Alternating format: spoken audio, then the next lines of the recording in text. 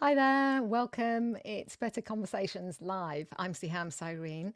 It's Tuesday, it's 1 o'clock, and you please do say hello in the chat if you're watching us live, or if you're watching the replay, do drop your any questions or comments in the notes discussions below. Today I'm going to be talking about the challenge of stepping up and why that's so difficult. But some quick reminders. So Tuesday at 1 o'clock UK time, we're live streaming on LinkedIn, Facebook, YouTube, and you also find us on betterconversations.live. Time zone wise, that's 8 a.m.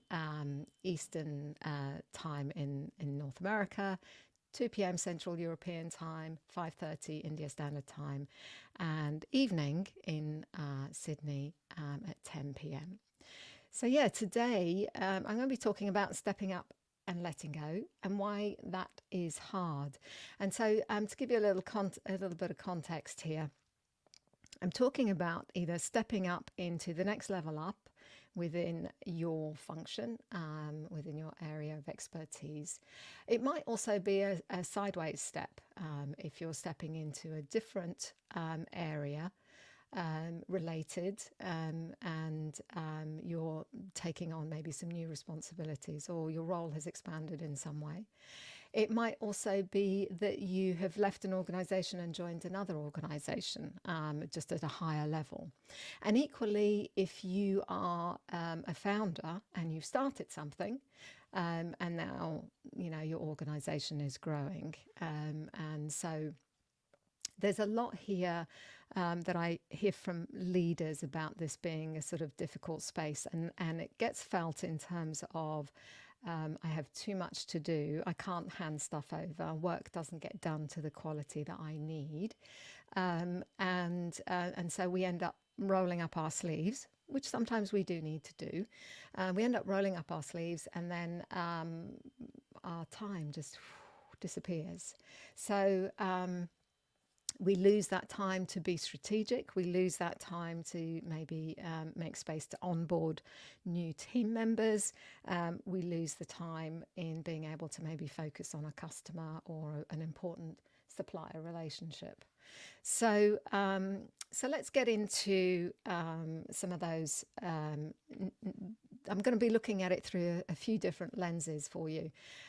So let's have a look at those. The first lens is that there's a sense of familiarity about the work that we do. So when we can't let go, we can't let go of things that are familiar to us, the work, the tasks, maybe the environment, or the way we do things. And having to do things in a new way requires maybe a steep learning curve. It might be a stretch for us in some way. We might find ourselves actually in a space of very often I hear, having to manage people in a different way and not really knowing quite how to do that in the best way. And so, going into unfamiliar territory, new territory, can feel a little bit scary, exhausting. And so very often it can feel much more comfortable to kind of step back into the familiar. And so that's one reason why stepping up and letting go can be hard, because the level of effort required to be in this new space is higher. There's an emotional element to it, and a physical element as well, because our brain's having to work a lot harder, or we may be in situations or meetings and so on we're not used to, so our level of anxiety is higher. So that can all be quite draining, and the easier thing to do is to default to what's familiar and keep doing those things. So that's one lens to be conscious of when you are stepping up into a new role, a bigger role, an expanded role, is that is going to be a tendency that we'll have, which is to fall back on the familiar. Another lens I'd like us to think about is short-term versus long-term. Now, If you are setting up a business or you're a founder, of course, you've got one eye on the long term and you're trying to achieve certain things longer term. But the nature of day-to-day activity, things that we need to get done, that checklist, the things that we need to get in place in order for our entity to operate, or even if we are basically stepping up into a role where there's an existing project, there'll be existing activities and tasks that we need to keep consistent with. They need to keep going. And so that can very much nail us in that sort of short-term view of what needs doing, rather than thinking, okay, maybe what are the adjustments I need to make as a leader in taking up this new role? What adjustments do I need to make for the team? How do I need to be looking at things maybe slightly differently? And for sure, the higher up you go, the more strategic you need to be. The longer term vision becomes really critical. So it's less about tactical day-to-day stuff, and it becomes more and more about what can you achieve over the long term. If we stay in that short-term thinking space, that very tactical day-to-day, week-to-week space, that's going to show up in our conversations with our new peers, that level that we're the table that we're now sitting at. And so that's something to watch, and can very often create this perception of us that we are maybe not strategic enough, not sitting in that space that is expected at this level, because a lot of our language, a lot of what we're talking about or sharing is more tactical. So that's something to consider in terms of how you want to be perceived. If you're operating in a very short-term tactical way, that is going to show up in the quality of your conversations in other places. It's natural, right? That's what's in the forefront of your mind. So if that's what's going on there, that's what's going to come out. Whereas if you're thinking more long-term and being more strategic, your conversations actually should be different. They should feel different. And so your peers will notice that. Your boss will notice that when they're expecting you to sort of talk more broadly, maybe set the vision and think about how you're and present and recommend how you're going to move forward. So that's the lens of short term versus long term. To take another lens, which is this idea of slowing down so that you can speed up. So very often we can be super enthusiastic and excited about this new opportunity, this new role, these responsibilities, this new venture, that we maybe don't take the time to think about what is required of us. What's the bigger game here? Who can be a support to us? What resources do we need? And so slowing down to notice how other people around you are interacting. What are the dynamics going on there? Now that maybe if you stepped up and you're leading, you're stepped up to lead a team that you were once part of. So now your peers are your direct reports. There might be a shift or a change there. So notice what's going on for them and try to see it through that more strategic, longer term lens. So really take your time. Don't feel under pressure or rushed, and make that clear to anybody who needs to know that, like your boss, maybe your peers. It's okay to take that time and say, look, I'm just going to be in this mode, this observer mode, and see what's needed at this level from me. Towards my team and others. So, I'm going to take my time to figure out what that is. And I'll come back to you with some questions. So just don't feel under pressure to deliver. And very often we can, when we're taking on a new job, we want to demonstrate that we were the best hire. And so we can put ourselves under enormous pressure. But we can buy ourselves a little bit of time by contracting that with whoever we need to have that conversation with. And then also slow down to look at how you can be empowering your direct reports, other people, because if they can do more, then they can take things off your plate. But that requires slowing down, having some conversations, clarifying, aligning on what those things really look like. What do they need to be? What does success look like? And so in doing that, in bringing people into co-creating that, we create an emotional attachment to the task, to the work, to us, to the team. And that builds confidence. Longer term, that is the best way to build confidence. You also get to understand how that person thinks. So, this piece about slowing down is so vital. And many of us jump straight into, wanting to deliver and demonstrate that, we were the best person for the job. When the more strategic, the smarter thing to do is to slow down. Take your time to get to know people, get to know what the dynamics are, where the trouble spots are, and make choices. Choose carefully about what you're going to start with, get involved with, and so on. Some things are more urgent than others. Some things we need to wait a little bit longer for. So doing all of those things will ultimately help you speed up. They will help you get there faster, because what we're talking about here is building the capability of what your direct reports can do, what your team can do, or what the organization can do. So that's that lens. Slow down, take your time, don't feel under pressure to do that. Another lens I'd like to sort of explore with you is this, doing versus leading. Doing relies on your time, your availability, and also by definition is limited. So what can get done is limited by the time that you have available. And so you're always going to hit a ceiling with what you can do.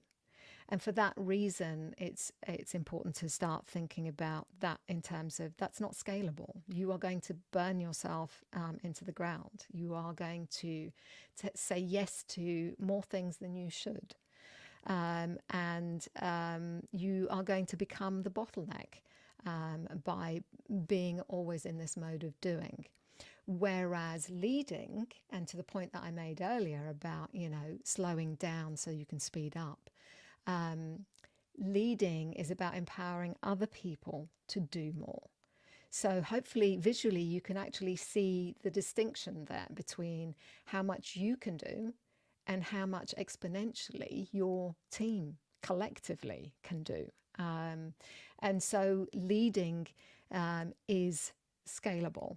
Doing, managing, rolling up your sleeves too much is not scalable. And is exhausting.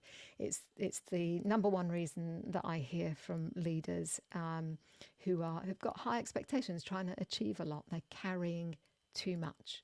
So it's worth maybe doing an exercise of reflecting on the stuff that you are doing. What is critical for you to continue doing? What do you still want to be involved in, and why is it important that you're involved in that still, versus the things that they're familiar to you, you know how to do really well, but really ought not to be something that you are hanging on to, and then work out a plan for who you're going to hand that off to, how you're going to hand it over, and over what time. And what do you need to know in doing that, in handing it over to someone? What do you need to see and do to be able to make that easier and more comfortable as a thing to do? So maybe thinking about doing as unscalable and leading as a lot more scalable. Obviously, the limit there is the size of your team, the budget that you have, and so on. But it's way more scalable than you doing all the work. So that's that lens. The next one I'd like to explore with you is this sort of custodian of quality versus strategic mentor. Now, these are not, I'm not saying be one or the other here, but there is a fine balance to explore and figure out what's right for you. If you have been the architect of something, you've grown something from the ground up, then it can feel quite natural to want to ensure the quality of that and hold on to it. And very often leaders, and I talk to them about, them being custodians, um, is a way for them to start to frame why it is maybe they're holding on to it. Externally, you can be perceived as a control freak, which I don't think is a very helpful label at all. And I would avoid using that as much as possible. And spin it around and see it as a positive. However, what's lacking is some of the skills to be able to let go, to delegate, to hand stuff over in a way that gives me peace of mind. I know the quality is going to be maintained, but other people get a chance at working with it and taking it on, and we're no longer the bottleneck. We don't create this situation where we've got an Achilles heel in our process or in our organization because I'm the only person who knows how to do this. So seeing yourself as a custodian, therefore, if you are a custodian, what's the right thing to do here? What's the best way to ensure the longevity of this thing that you've built? How do you protect it? How do you minimize risk to something going wrong for it? So just thinking about our situation in that way means that we can switch to seeing ourselves more as a strategic mentor. So if we are a strategic mentor and we do want to guarantee the longevity of this thing, what is it that I need to do? Who do I need to hand this off to? And, it's having a really rigorous and robust conversation around that so that you're explicit about your hard lines. What are non-negotiables here, and what are the things that can be changed or shifted and so on, or that someone can own and make their own or contribute to in a new way or expand. So your role really needs to start shifting, and this is not an overnight thing. This is a slow thing. This is why you need to give some thought to what does it look like now that I'm in this role, from shifting from being this sort of custodian of quality to a strategic mentor. And there'll be times where you need to step in maybe and be more of a custodian in some conversations, like you've got a new team member joining, or a new client coming on board and something needs explaining, or a supplier. But within your team, you shouldn't be the only person that knows this stuff. This really needs to be handed off to other people to secure the chances of this thing flying, right? Lasting. A final lens I want to touch on is this feeling guilty. Again, it's something I've heard a lot from leaders, especially where you have a very close connection to members of your team. And that might be you're either a founder and you've got a small team and it feels very tight, or you have stepped up to lead a team where your direct reports were once your peers. Basically, where you have a very close window or view of what their workload is like. And so very often we don't want to hand stuff over because we feel guilty of, we don't want to add to that person's workload. And so we kind of go, I'll do it for now. And then because they've got a lot on their plate and I really don't want to add to that, and they're really stressed. So what I would recommend you do in this situation is don't make the assumption, don't make the decisions for that individual. You're removing choice by making a decision like that. I would recommend that you actually sit down and have a conversation and make an ask of them and say, look, I need you to take on this piece of work. What do you need to be able to do that, and then enter into a negotiation with them about, what does that look like? If you want me to take on this work and its priority, then who can I in turn hand off some of my work to? So it's a really important thing that you do, because there's a chain reaction here. If you are letting go and handing stuff over, that will force a situation where they have to hand stuff over to somebody else. And by default, you're actually expanding the capability of your team. You're reducing risk of only one person being the only person that knows about something.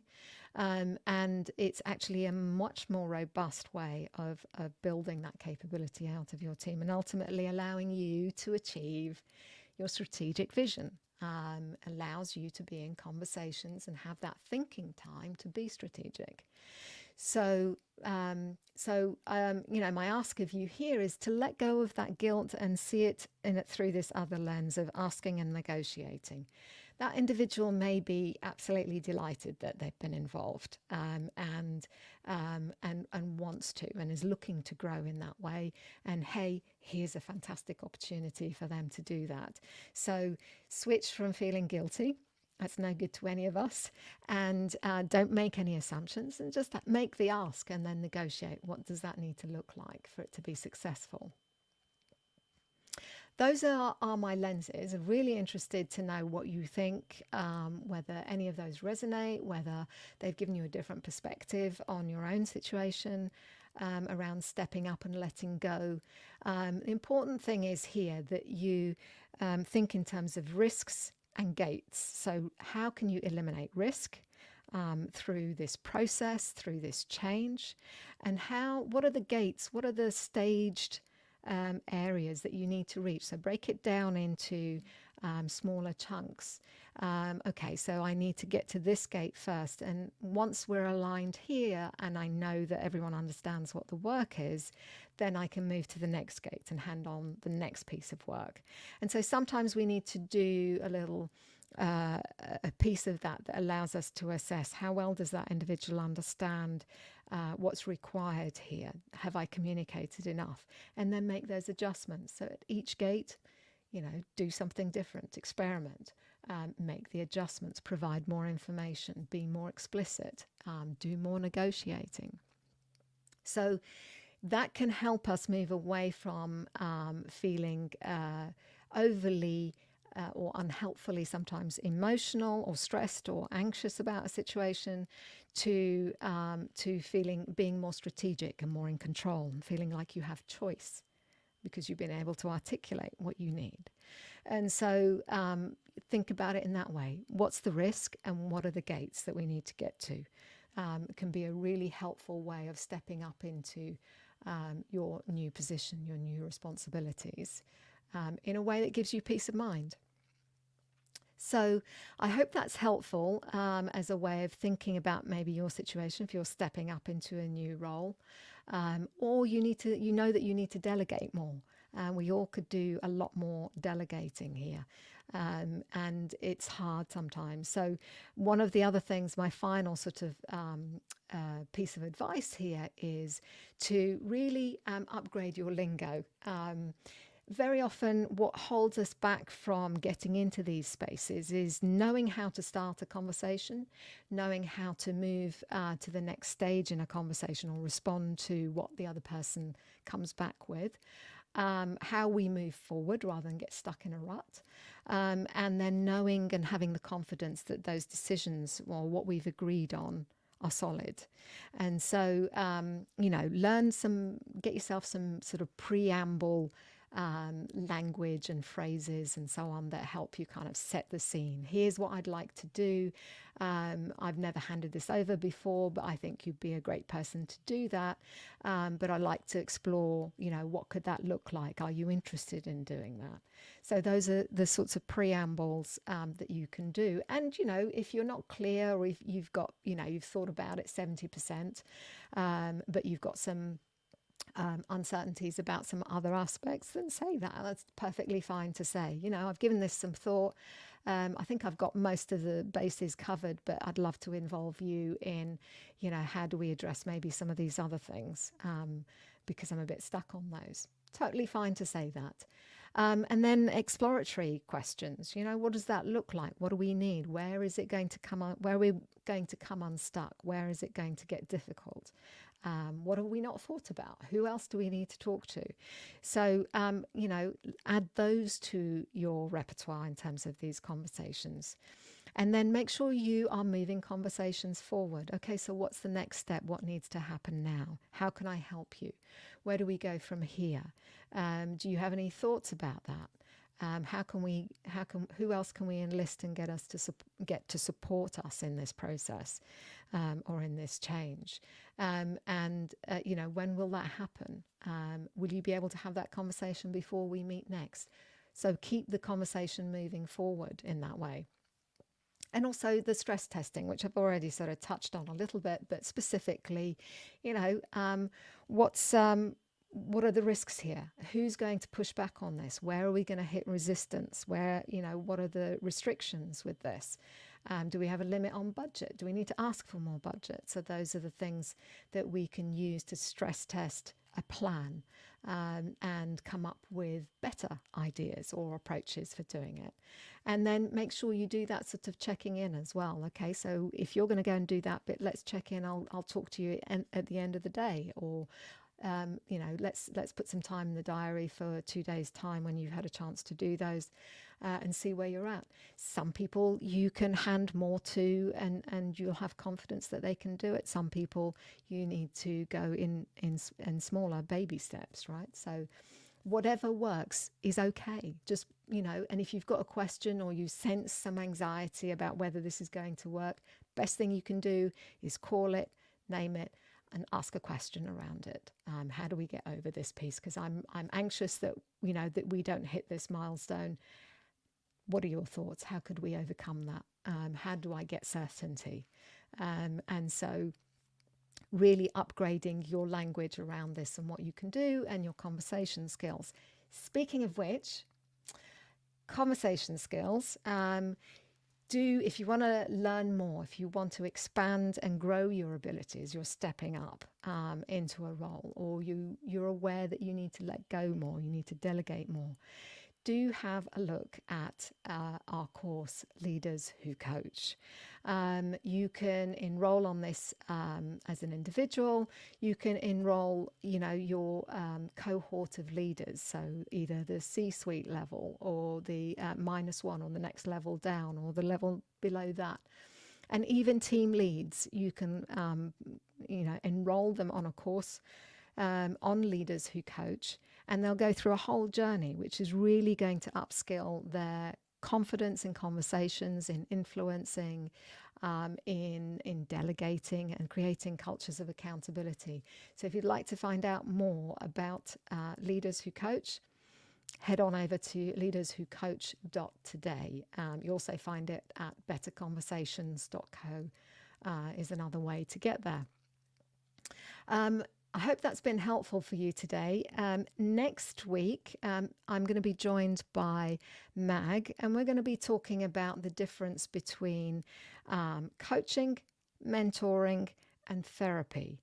It's a distinction that we, as coaches, really have to get 100% clear on, because they work in different ways, and some of it requires rigorous training, such as therapy and coaching.